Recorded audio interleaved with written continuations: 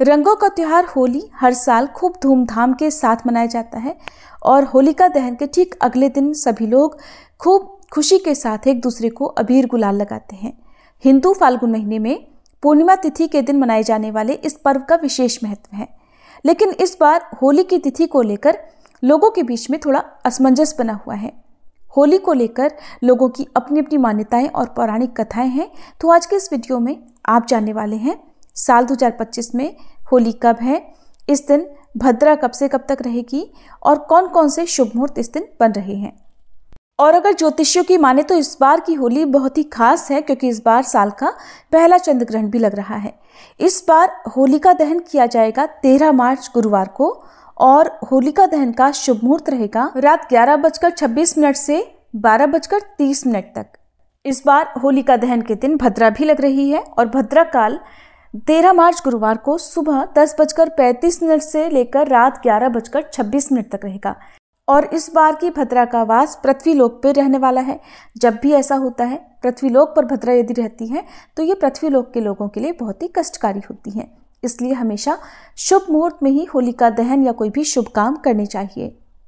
फाल्गुन पूर्णिमा तिथि 13 मार्च गुरुवार को सुबह 10:36 से प्रारंभ होकर 14 मार्च शुक्रवार को दोपहर 12:23 पर समाप्त होगी।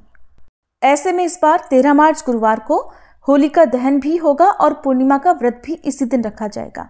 वहीं 14 मार्च शुक्रवार को स्नान दान की पूर्णिमा होगी। होली का रंग भी इसी दिन खेला जाएगा और 14 मार्च शुक्रवार को ही इस बार साल का पहला चंद्र ग्रहण भी लग रहा है। 14 मार्च शुक्रवार के दिन प्रातःकाल पूजा का मुहूर्त रहने वाला है सुबह 5:20 से 6:32।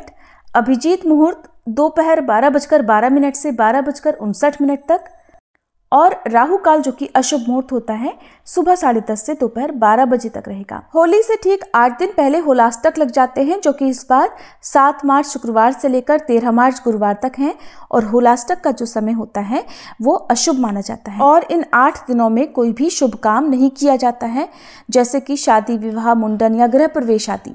ऐसे में अगर आप होली से पहले कुछ खास उपाय करते हैं तो आपको कई तरह के लाभ मिल सकते हैं, जैसे कि होलाष्टक के दिनों में घर में पीली सरसों, हल्दी की गांठ, गुड़ और कनेर के पुष्प से हवन करना चाहिए।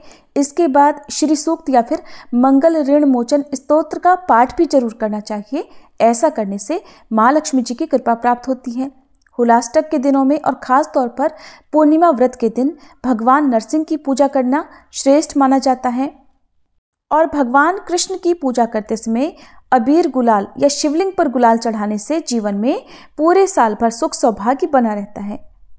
होलिका दहन के बाद जो राख निकलती है उस भस्म को शरीर पर लगाकर फिर स्नान करना चाहिए। होली के दिन मनचाहे वरदान के लिए हनुमान जी को 5 लाल पुष्प के साथ लाल गुलाल चढ़ाएं, आपकी मनोकामना शीघ्र पूर्ण होगी। और होली के दिन आप बेलपत्र पर सफेद चंदन लगाकर आपके मन में जो भी कामना है, जो चीज भी आप चाहते हैं, वो बोलते हुए शिवलिंग पर सच्चे मन से अर्पित करें, शिवलिंग पर गुलाल चढ़ाएं, आपकी मनोकामना पूरी होगी।